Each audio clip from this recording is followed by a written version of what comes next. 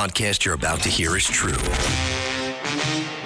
The names have not been changed to protect the innocent, the guilty, or anyone else. If you're interested in the same type of discussion related to organized crime that you hear in the traditional media, stop listening now. If you're interested in thinking differently or learning something, turn up the volume on your computer, smartphone, or mobile device. This is The Racket Report. Here's Frank Morano. Welcome to The Racket Report. I'm Frank Morano. This is the podcast devoted to the criminal justice system and organized crime, namely giving you a better understanding of both. In the past, we have talked with family members of big organized crime figures. We've talked with people that have spent time in prison. We've talked with people that have done incredible work as activists. Well, my guest today is all three and more. Now, imagine going to federal prison when you've done almost nothing wrong. When I say almost nothing wrong, imagine going there as a first-time offender. Now, imagine spending or getting sentenced to life in prison for a first-time non-violent offense. My guest today holds many distinctions, including the title of longest-serving first-time non-violent offender in federal prison history. I'm very pleased to welcome to the Racket Report George Martorano, the son of reputed mobster Raymond Long John Martorano, and someone who was sentenced to life in prison without the possibility of parole. He was, though, ultimately released. George, it's great to talk with you. Thanks for joining me. My pleasure. My pleasure. So, George, in order for folks to understand your story and the context in which it occurred, I think it would be helpful for folks to understand a little bit about your background and your upbringing. I alluded to your father and his criminal history. Tell us about Raymond Martorano. Who was your father? My father was Raymond Long John Martorano. He was a mobster, alleged to be the biggest earner ever in the city of Philadelphia. But my godfather was Angelo Bruno. He was the boss for over 20 years. So basically, that's the world I was raised in. And, I really didn't know it till you get to be a 15 or 16, the depth of it all. Depth, D-E-P-T-H. Anyway, I could tell you stories. My mob history goes back. I'll give you a quick story. When I was 2 years old, it was a gangster. Incidentally, the street I was raised on had a nickname called Gunman's Row. Fitzwater Street in Philadelphia. Anyway, there was one gangster named Benny the Gimp, and he used to like me. I was 2 years old, and he used to come and get me from my mother. My mother used to actually shake handing me to him. Anyway, he used to take me down to the corner store or ice cream store, and he used to buy me a big cone of chocolate ice cream. He got a big kick of it getting it all over him. And one day, a particular day, he's sitting on the step, and I'm in the stroller. A car jumps the pavement. It had a driver, two guys jumped out, and they killed him. Shot him to death within a few feet of me. And my mother hears the gunshots, and that's when she runs, grabs me out of the stroller. So I was 2 years old at the time. Now, homicide detectives are looking for the family attached to that stroller and that baby. Well, I'm 2 years old. They hid me around the corner to my grandmother's house, but the investigation intensified, and they took me from Philadelphia all the way to Wildwood, New Jersey, 90 miles away. So I was on a lam at 2 years old, and them stories are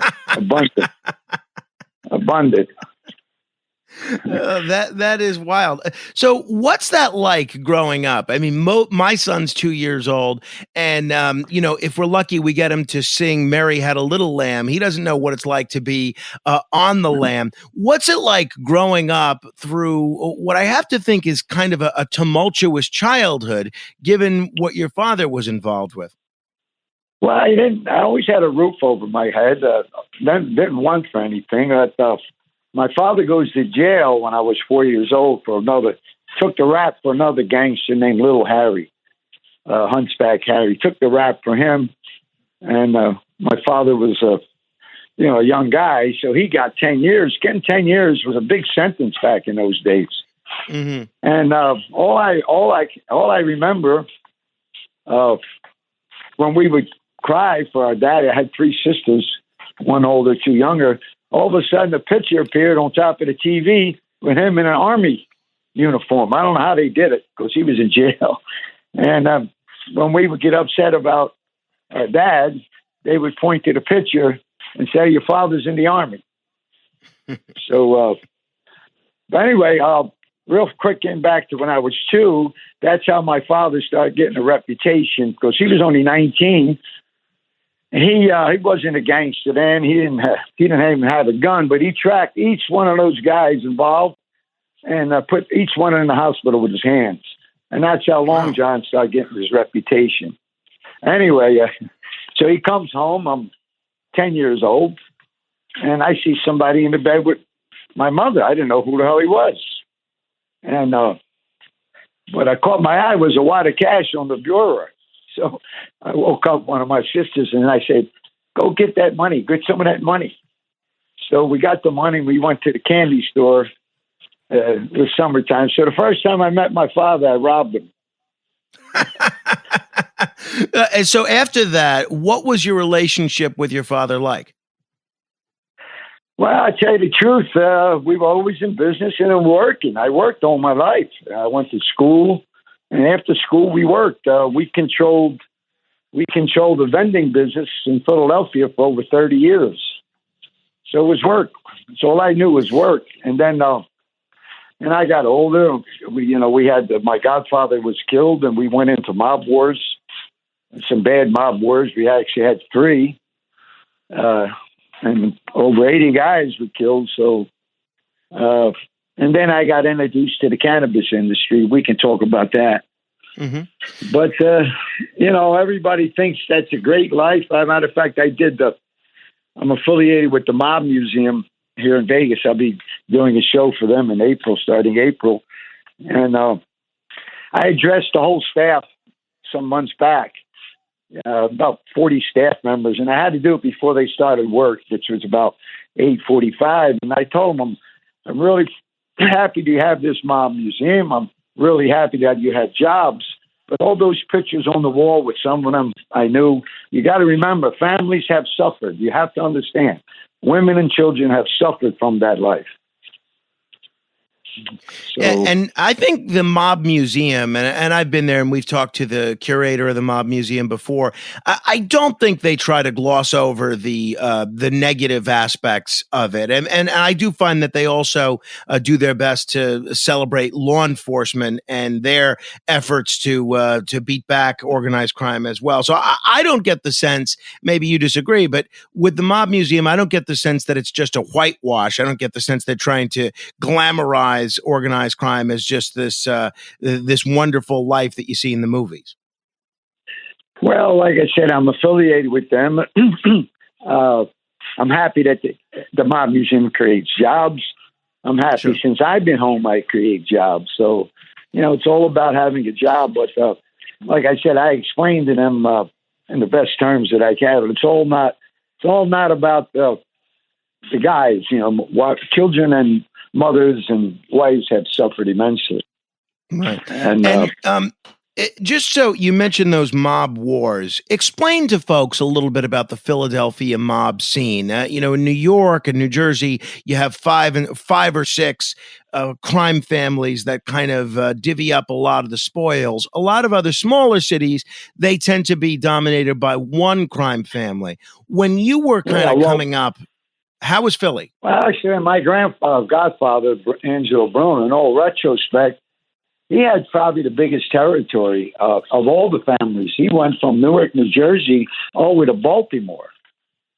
So he had Newark, New Jersey, he had South Jersey, he had Philly, he had Atlantic City, and he had all the way to Baltimore. So he had probably the biggest territory that I could think of. But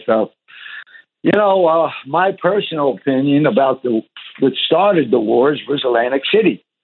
Everybody wanted a piece of Atlantic City, and I guess they thought my godfather was in the way because I think everything had to run by him, which we really wanted to do, what type of business.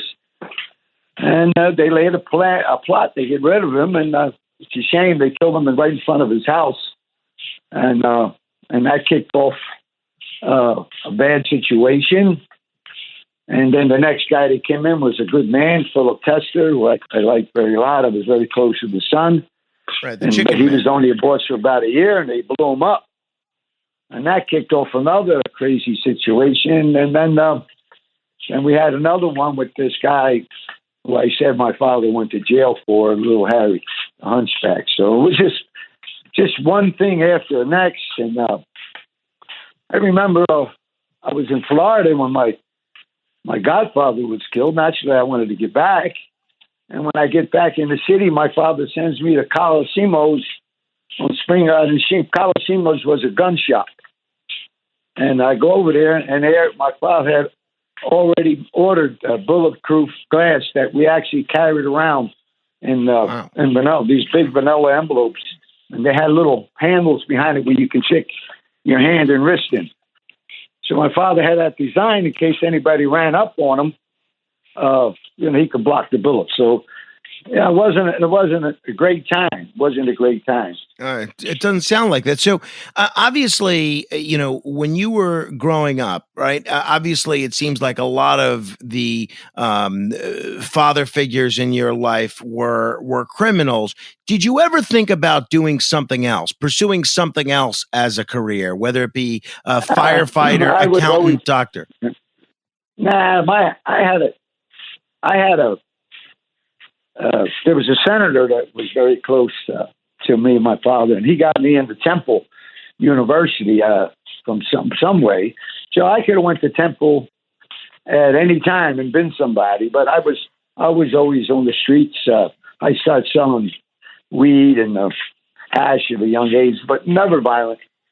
So, I wanted money. When you work like I did, I wanted money. So I think I'm pretty good in federal law from doing 32 years in the can, but if I had my choices, two things I would want to be: a lobbyist or an attorney.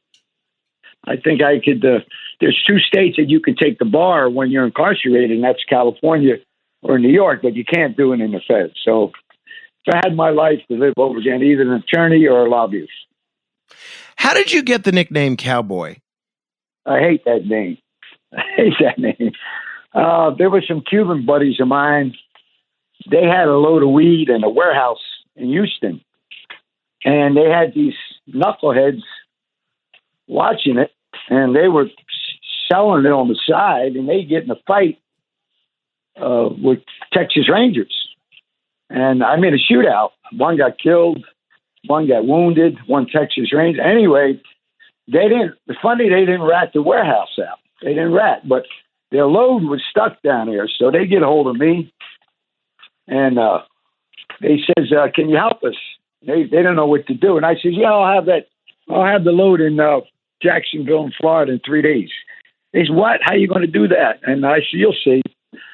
So to make a long story short, in the process of communication, I had a buddy that had a strip club.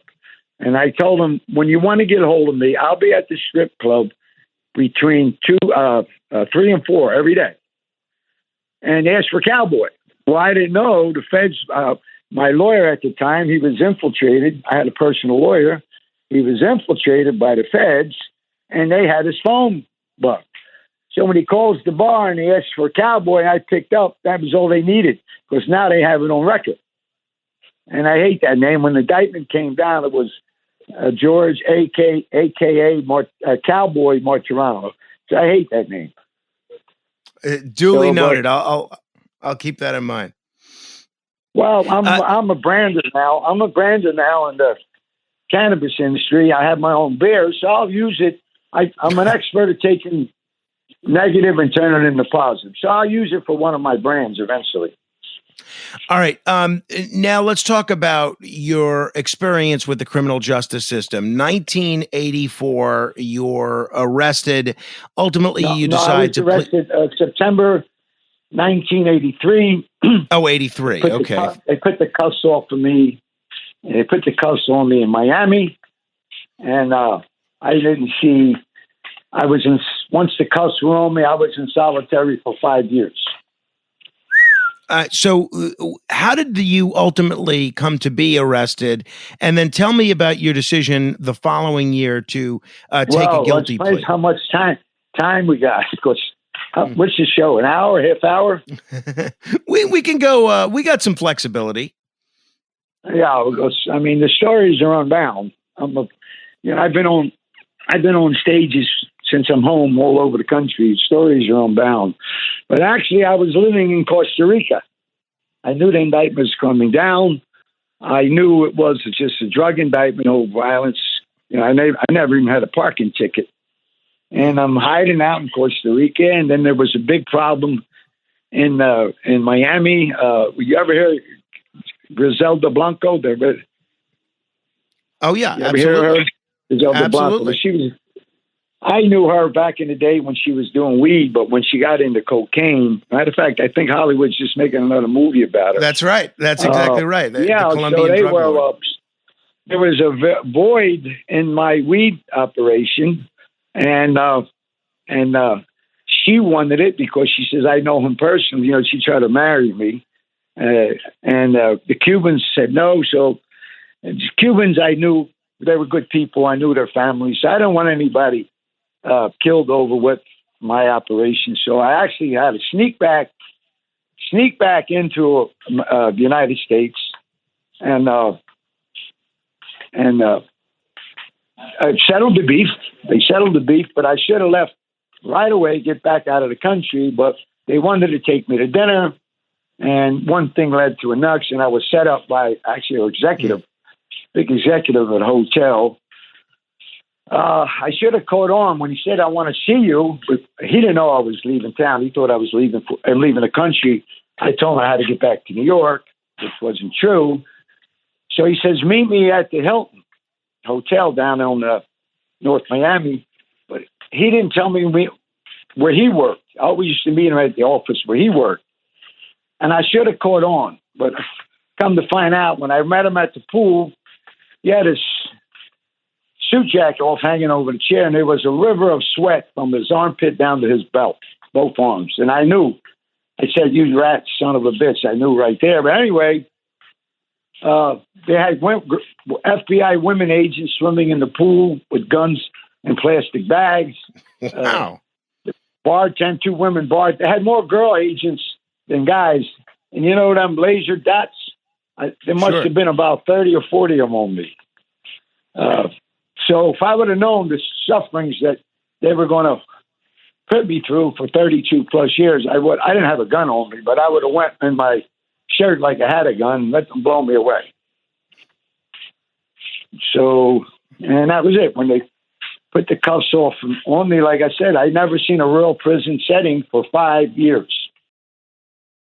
That is wild. So the following year, ultimately, you decide to plead guilty instead of taking your case to trial. How come? Why not roll the dice at trial? I was set up by my own attorney.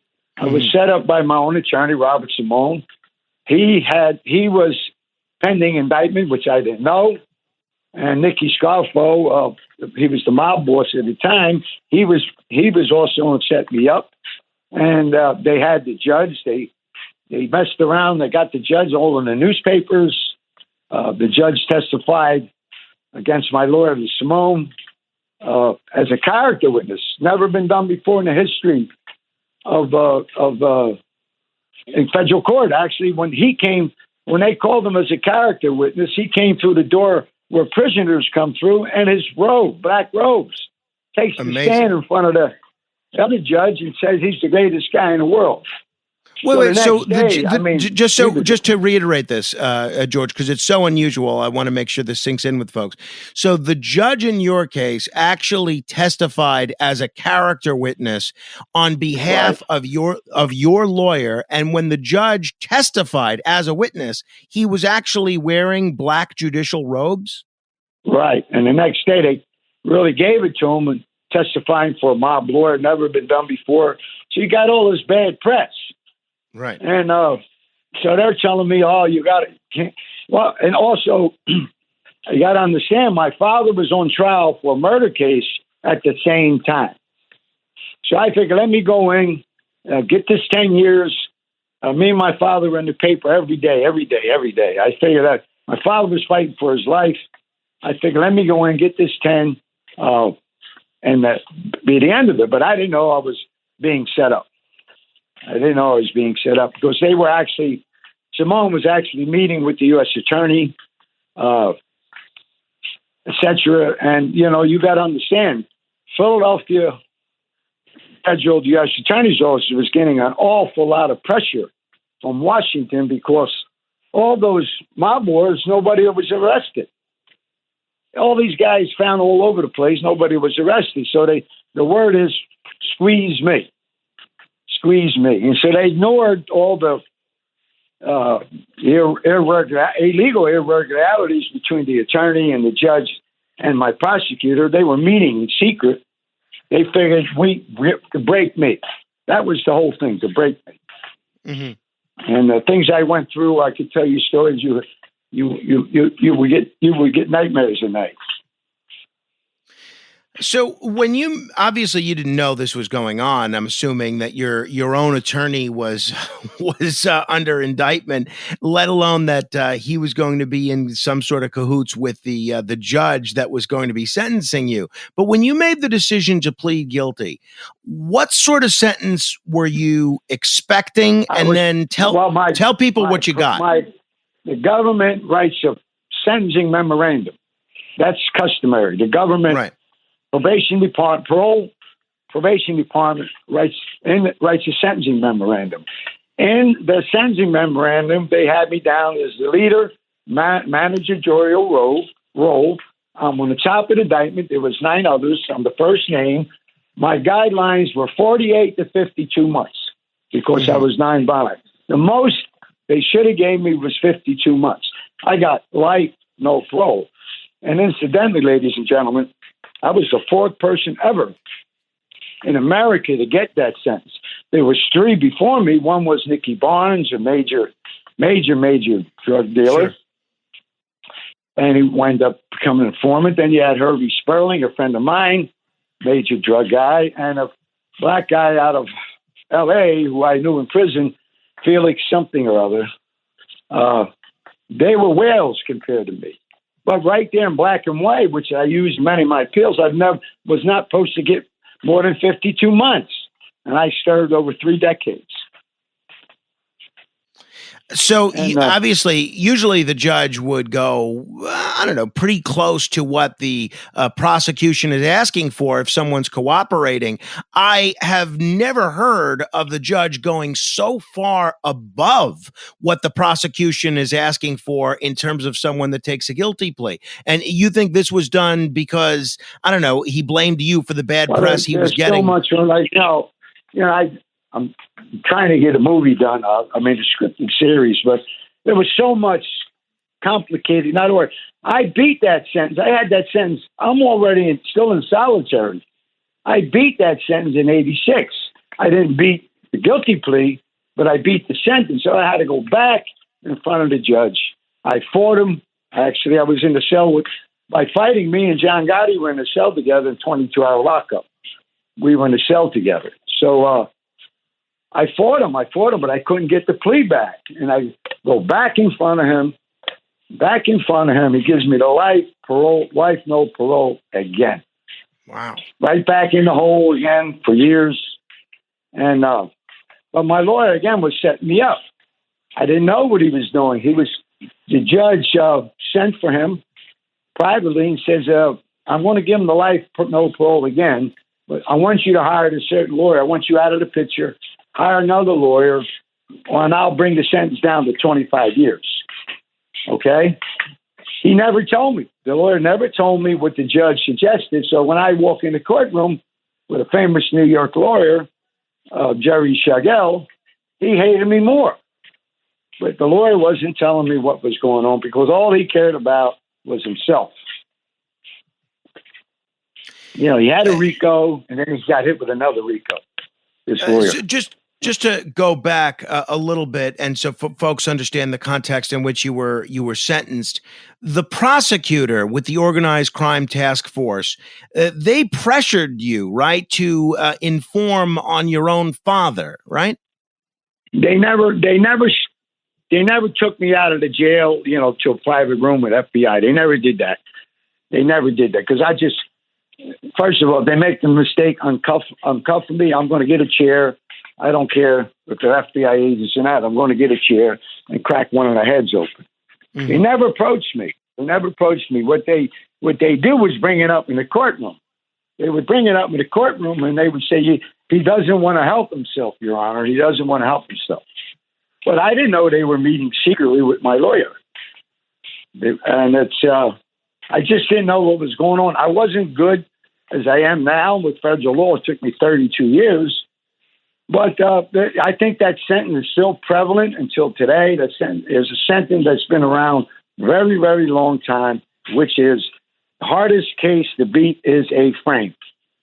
Hardest case to beat is a frame. So I was framed, and they ain't going to throw each other on the bus to save me.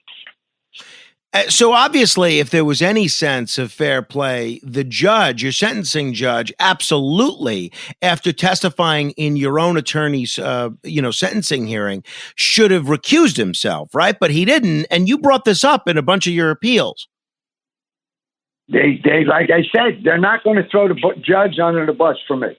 I'm not going to do it. Mm-hmm. And I didn't know the guy my father was on trial for murder, which he beat. He walked out. He should have walked out of that case with appeals within 2 to 4 years. He took him 18 years. And Raymond Martorano is the lead case in the state of Pennsylvania, the lead case that you cite for forevermore for prosecutor misconduct. I think that during the trial, they called 17 mistrials. So it was just everything was stacked against us because my father was alleged for killing the Irish boss. It was a guy named McCullough. He was the boss of the Irish guys. And he was very involved with politics. He put a lot of judges, federal and state there. So the whole city just hated us. And I got the blunt of it. Like I said, I lost count how many prisons I've been. Literally lost count. Do you think, now, as I alluded to when I introduced you, your sentence was really a record. This was the longest sentence for a first-time nonviolent offender in history. Do you think part of the reason that they gave you such a lengthy sentence was because they wanted you to inform on your own father? Absolutely. But, I'll never do it.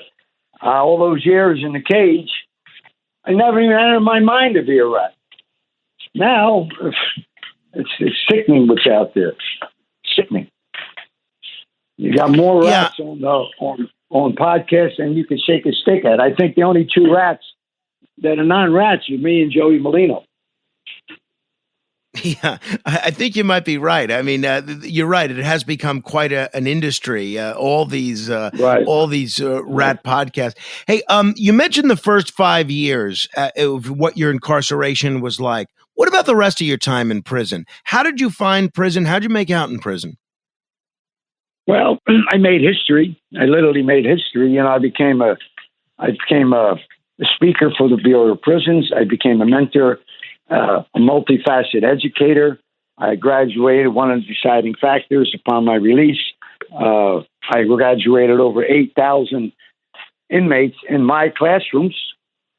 And I was the only prisoner ever in the Bureau of Prisons that Washington approved, the head of all the education department of all the federal prisons, approved that I can create my own curriculum. And that's important because when you graduate in my class, you get a certificate that you can use for positive things. And I signed the certificate along with the warden, AW. So I'm very proud of that. One of my classes is still going on. It's called Fathers Behind Bars in some prisons, where we took estranged fathers from their children and united them best we could, unite them back. And another one of my classes was how to start a business for $1,000 or less. I did 32 plus years, and they gave me $250. It was my walking out money. So, I got to the point where I never gave up. I think I'm over 32 appeals. I think I'm the most appealed federal prisoner to date. And I just never gave up.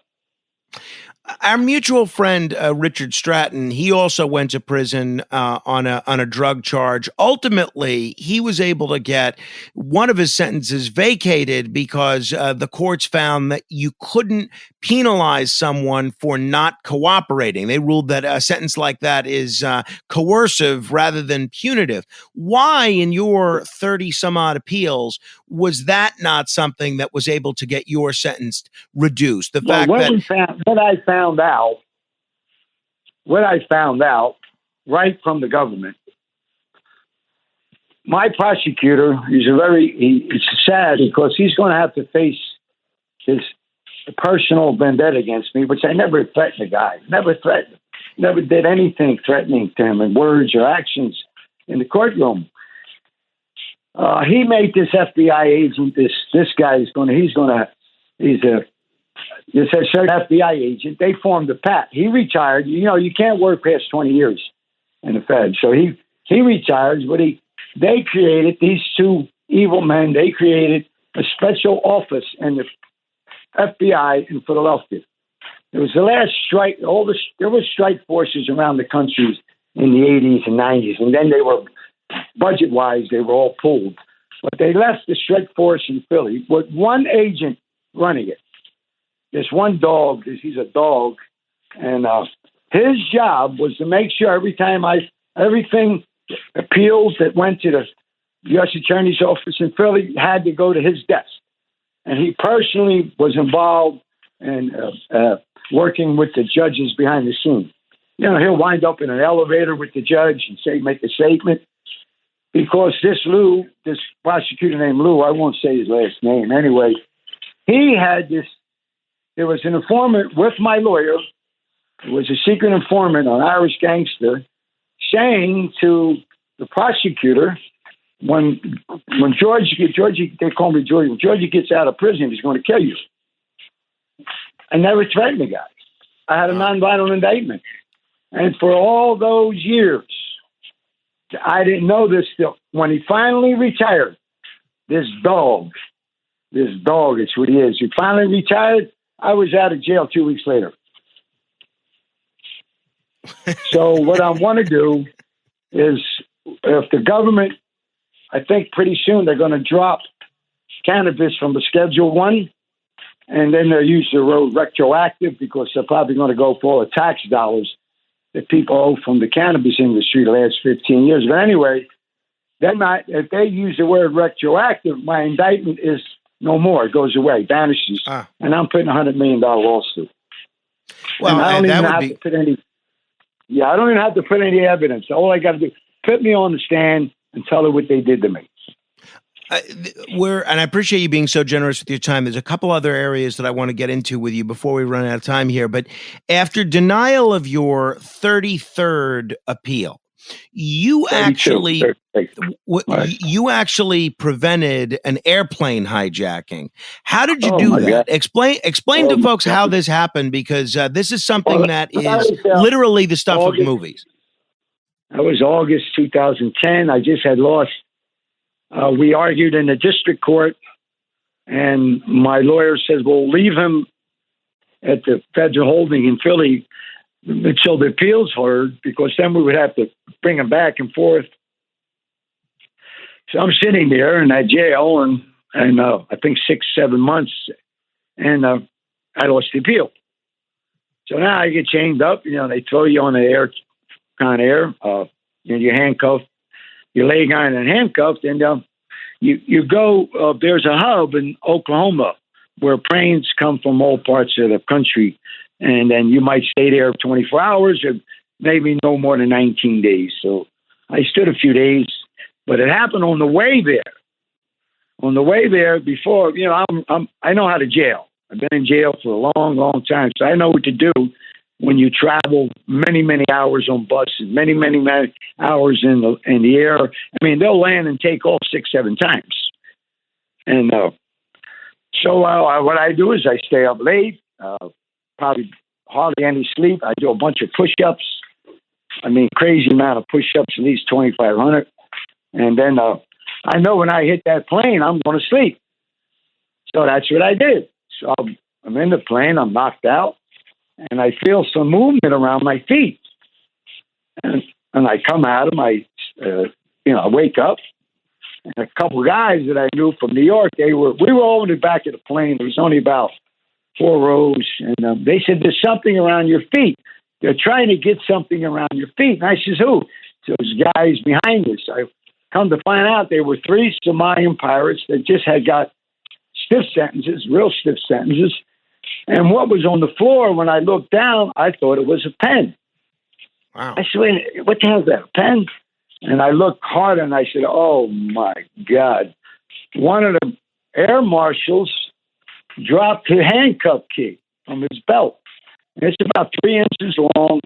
It's got a rubber grip at the end, and it unlocks, it's called a speed key, and unlocks your leg irons and your handcuffs. You can come out of them quick. And I know anybody holding that key is going to be killed.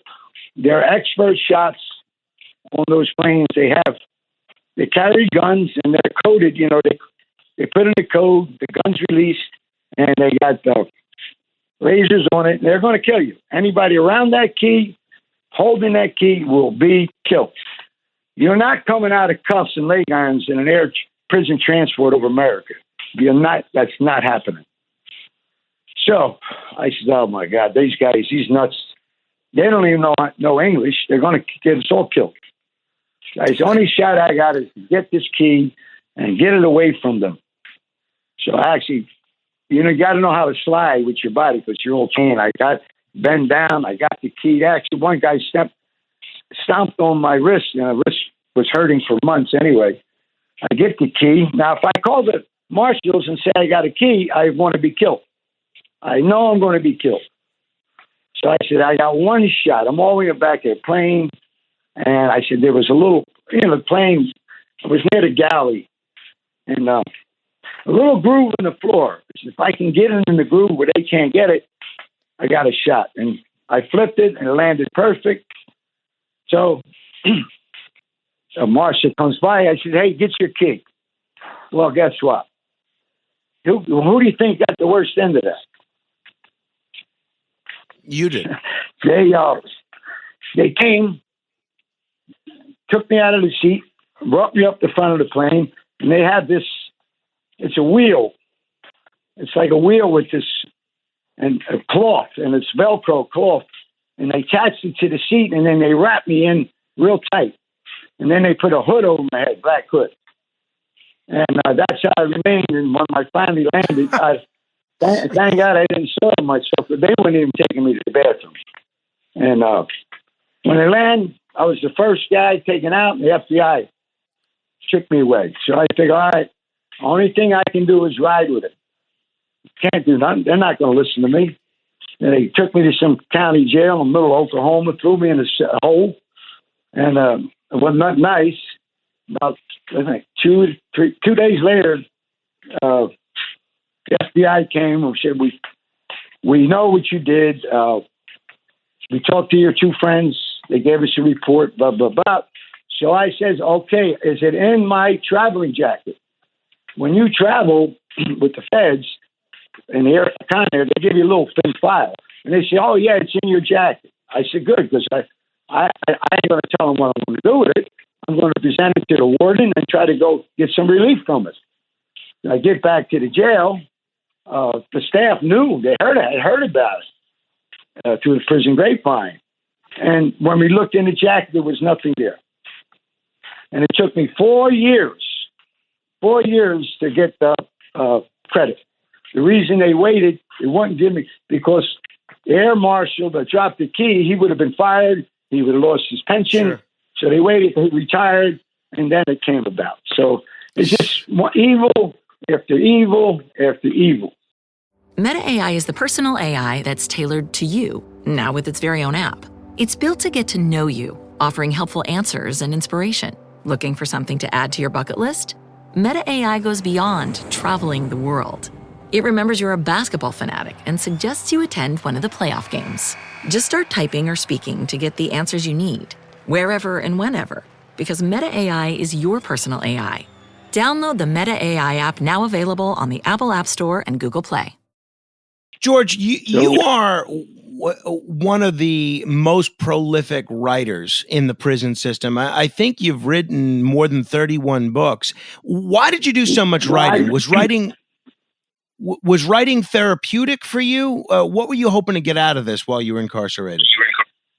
Well, I call it works because I wrote screenplays. I have written novels. I have written short story books. I've written poetry, and I taught a creative writing class, and some of my students went to be very successful from what I taught them. So it was a way of not losing my mind. I think I started writing when they threw me in a hole in some jail in Missouri, East St. Louis, Missouri somewhere. And when you were a Marion prisoner back in that day, you were hated everywhere you went because Marion, they had killed 2 guards right before I got there. So everybody hated a Marion prisoner. So I get to this jail, and they take me down in the basement, and they throw me in a boxcar cell. Ain't nothing nice. It's 2 steel doors, solid steel walls, no window. You got this wire with a light bulb on it, 1 light bulb. They feed you with a slot. There's 2 slots in the door, and they get a stick, and they push the food in like you're an animal. So I was there, and incidentally, there's no toilet. Okay, it's just a steel bunk. They got a hole in the floor where you relieve yourself, and there's like a clutch, a car clutch. You push, and that's where the water comes down. So they throw me in there, and the light bulb went out. I think it's the 3rd day. I was in the dark. I was in the dark for days, and I screamed for light. I yelled for light. They just tortured me. And the worst of all, that hole in the floor, when you get some meals, you try to save a little, couple pieces of bread, an apple, something like that. And what happened was rats start coming out of that hole. Oh, and I'm in the dark. I got my bus shoes on my hands. I'm fighting rats with bus shoes. And it was terrible. Finally, I got one guard. I said, I'm on my hands and knees telling him, listen, man, you don't want to give me a light bulb. Give me a bucket. I haven't slept in 2 days. I said, if I fall asleep, these rats are going to eat me. And it was the only kindness they gave me. They gave me a bucket. I put the bucket over the hole, but they still didn't get me. And when they opened the door for the bucket, I was, on my hands and knees because I don't know what was going to happen. But they went something through the slot, maybe a half a blanket to stick in the hole. But anyway, I looked and I saw a pencil. All the way under the steel slab. And I got that pencil. If I didn't have that pencil, I literally, ladies and gentlemen, I would have lost my mind. I started writing on the walls, the floor. And that's how a writer was born. And then finally, when I think it was 2 weeks, they took me out of there. I heard one guard said he wrote all over the friggin' cell. If it wasn't for that pencil, I probably would have lost my mind. Wow. We have a lot of incarcerated listeners, and it's an important thing for them to keep in mind as well. Hey, George, I could talk with you all day. I really appreciate the time. I hope we can do this again in the future. Best of luck with your efforts. Let me just close the loop on this because we spent so much time talking about how you ended up in prison and your 32 years in prison. Briefly, if you can, you were released in October of 2015 in spite of the fact that you were sentenced to life without the possibility of parole. Briefly, tell folks how you got out of prison. Oh, that's it. That's about 6 chapters. I mean, the FBI agent retired. I created a case in the Second Circuit called John Holloway, It's two-pronged. You've been languishing in prison, and you've been a good prisoner. So he was one of my students, and I took that case and I wrote a letter, which has no merit, but I'm a good writer. I wrote one-page letter, and I mailed it to Judge Gleason, who he prosecuted John, second RICO, and he went on to become federal judge, and then he went to the appeals court. Now he retired. He just wrote a book.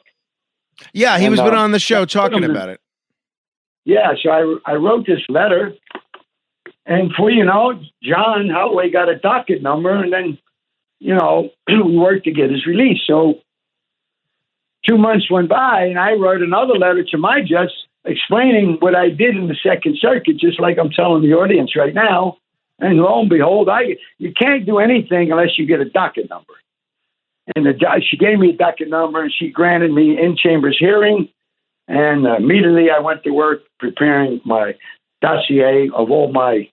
I never had an incident report, never got in trouble, 32 plus years. All I did was do things that never been done before in good light, a very good light. And she says, well, he shouldn't be in there anymore. And but she kept me on her desk. She said, you better find a way to release him, or I'm going to release him on the Holloway. They didn't want that. Government said he's too popular. If you release him out, incidentally, John Holloway, he got released under seal because they didn't want to use the case in the Second Circuit. And that's how I wound up getting a break. Gotcha. George Martorano. Everything on my own, everything. Really a sad story, but an impressive story of stick-to-itiveness, determination, and grace under fire. Best of luck with everything you're doing now, and hope we can talk again soon. One last thing, I have my own brand. I have several people working for me in the cannabis industry. I have my own beer. It's called the Grow Father. Like the Godfather, I'm the Grow Father. I have cannabis industry. We're licensed. That's why I'm in Vegas right now applying for a license. So my legacy, when I kicked the bucket, I want 2,000 jobs living forever to help people in America. Wishing you the best of luck, George. Thank you. All right. Thank you. Thank you. George Martorano. Hope you enjoyed this podcast. If somebody sent it to you, please be good enough to share it and pass it on to someone else. Subscribe to the Racket Report podcast. It's available wherever podcasts are available. Just search the Racket Report on iTunes or anywhere else. If you have any comments, you're welcome to email me, frank.morano@redappleaudionetworks.com, frank.morano@redappleaudionetworks.com. Until the next time we meet in cyberspace, I'll see you on the radio.